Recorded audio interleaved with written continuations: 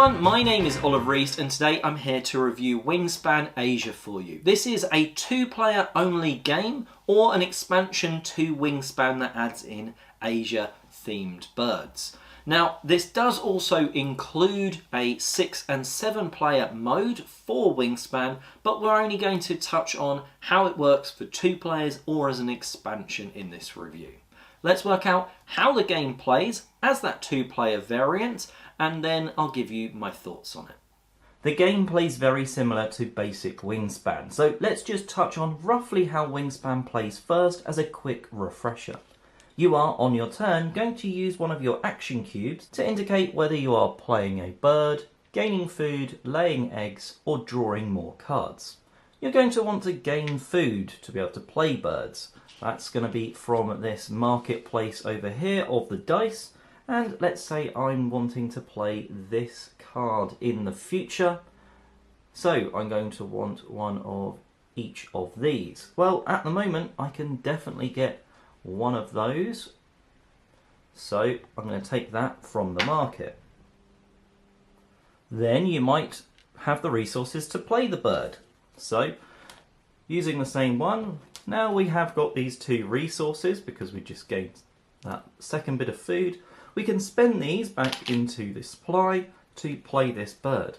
Now this red jungle fowl can be placed in either of the 3 different habitats. If it only showed one of these symbols, it would only be able to be built there.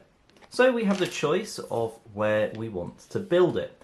Well, we're going to take this action in a minute, so why don't we cover this up? Now why would I do that? This would be currently the action we would be getting. By covering it up, we're effectively upgrading the lay eggs to this, and then the opportunity to get a 3rd egg. If you lay eggs, you're going to look at the birds. Some can have eggs, most of them can. This one can have 6 on it. Now I can lay 2, 1, 2, and if I did have another resource, I could discard that to lay a 3rd egg, which is the choice here. The final one is to draw cards. At the moment I could draw 1. As I've placed more birds though, maybe I could draw 2 or even 3 onwards. You're laying eggs because trying to play birds into these columns is actually going to cost you eggs. Some things will require you to have eggs. Eggs are also points at the end of the game, as with some of the birds that you've played, and there's also end of round goals, etc. that you're going to be trying to score. So for Wingspan, effectively you are gaining the resources, gaining cards to play, playing those birds, and then potentially laying eggs to gain points or to be able to even play other birds in future columns. Added in the duet mode is this new central board that's for the 2 players.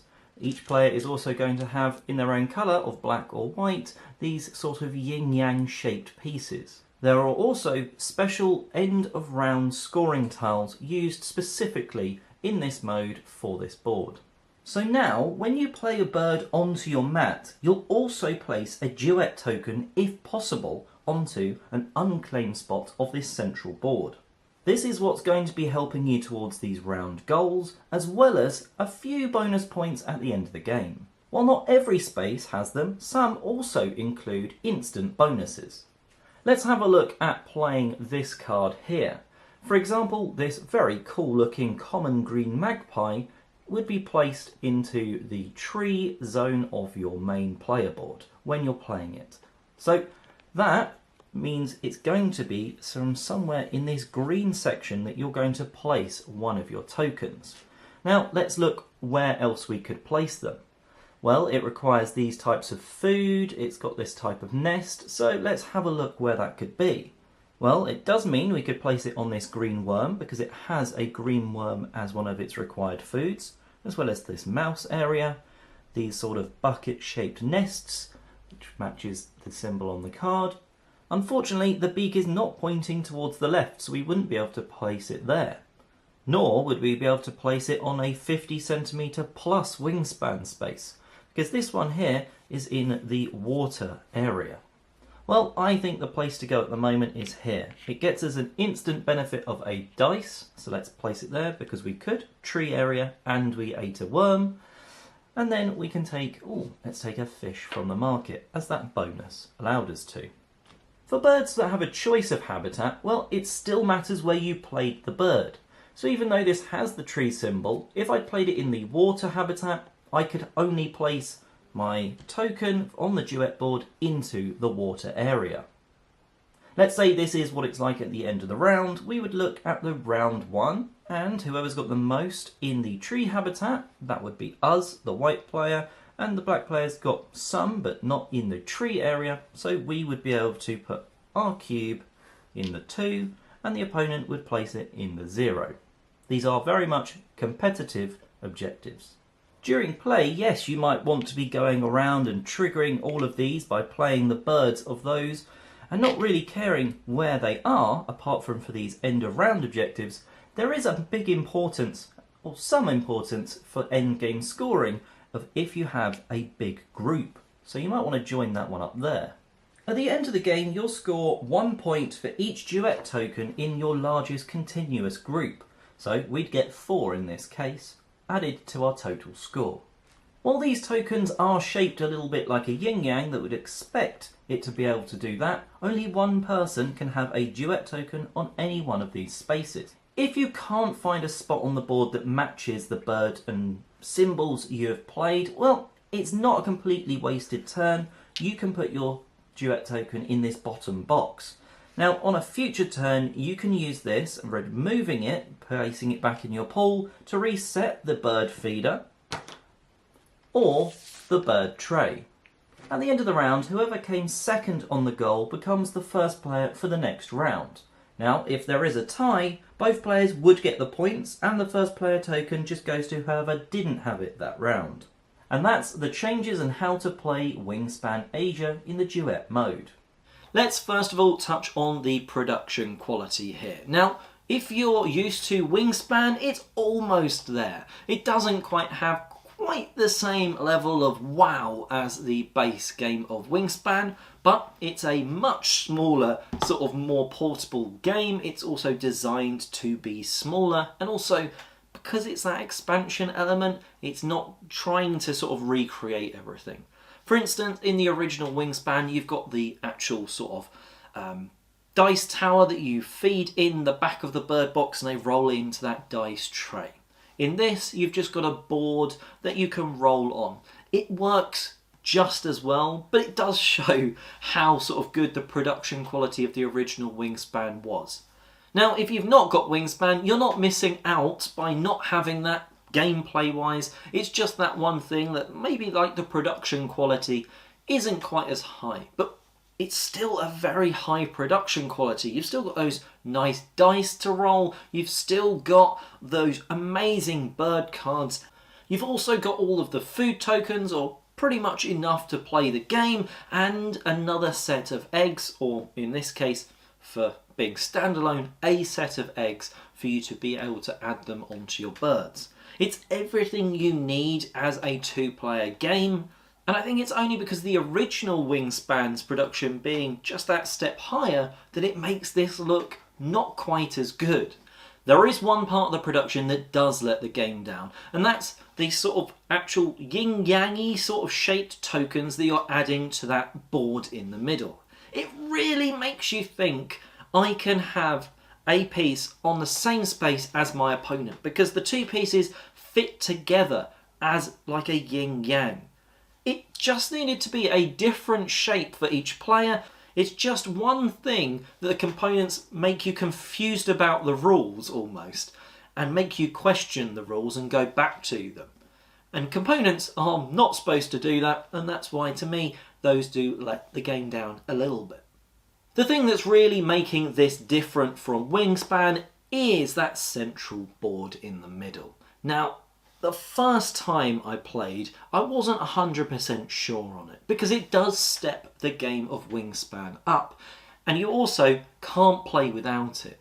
I really would have liked them to have included end of round scoring goal card opportunities, the little tiles that you put out for like whoever's, in the original it's like whoever's got the most birds in their sort of water habitat, or something like that, or the most eggs on this type of nest. There's none of those in this. That all of those endgame scoring bonuses are to do with that central board. And I do wish that some of those new ones hadn't been, allowing you to play a game of just Wingspan without that central board. Because at first time players, I think that would have maybe eased them in and then take that step up of that central board. Because it's one extra thing for you to think about. You're looking at your cards, you're going, this has cool power on, how do I play this bird, right? I've got to get these foods, so I've got to do these actions, I'm going to get this food, I'm going to then play this bird, and yes, right, I'm playing this bird. I'm playing it in the sort of tree habitat row. Okay, that means I can place my token on the board here. Sure. If I'd have played this other card though, I'd have got a bonus because I could have gone on there. And also, now I've been playing all these birds, I've not really got a joined up area in that middle board. They've just been splattered around.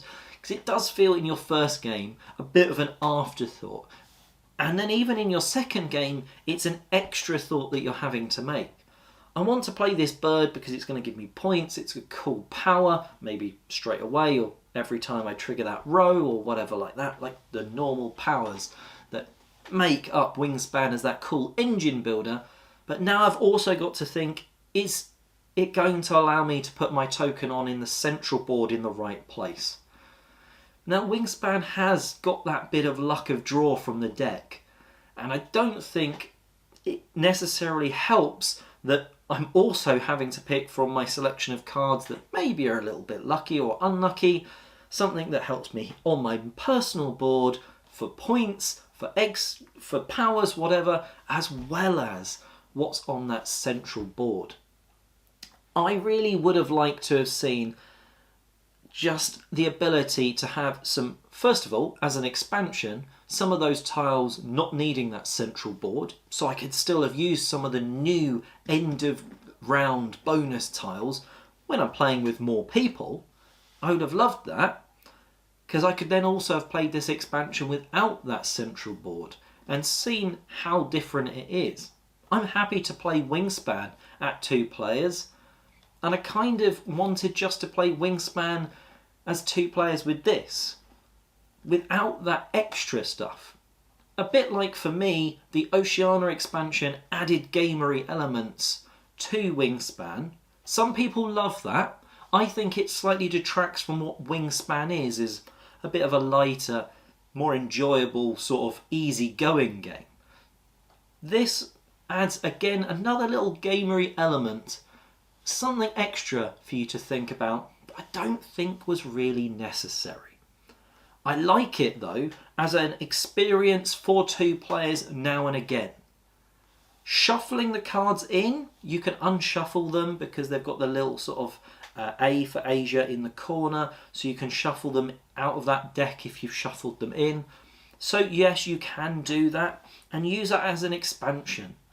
But I think they did miss an opportunity to just have it as a Wingspan for 2 players, and then why not try this slightly more thinkier version once you've played your first couple of games, have that duet board in the middle as well. Sometimes I'd play with that duet board and sometimes I wouldn't. And I'd like to have that choice, and in this box on its own, you don't get that choice. And that's why I'm giving Wingspan Asia 7.5 out of 10. I do like that middle board, but I still wish I could play without it, without having to just sort of fudge the rules a little bit and get my normal Wingspan box out for those end of round scoring tiles. Anyway, that is what I think about Wingspan Asia. A good expansion for cards for sure for the normal game. A solid way to try Wingspan if you've not before, but just know that your first game, you're going to have that extra thinking that you don't have in the normal Wingspan. Anyway, if you want to see other news, reviews and stuff, well, check out all of the videos on the Dice Tower, and until next time, thanks for watching.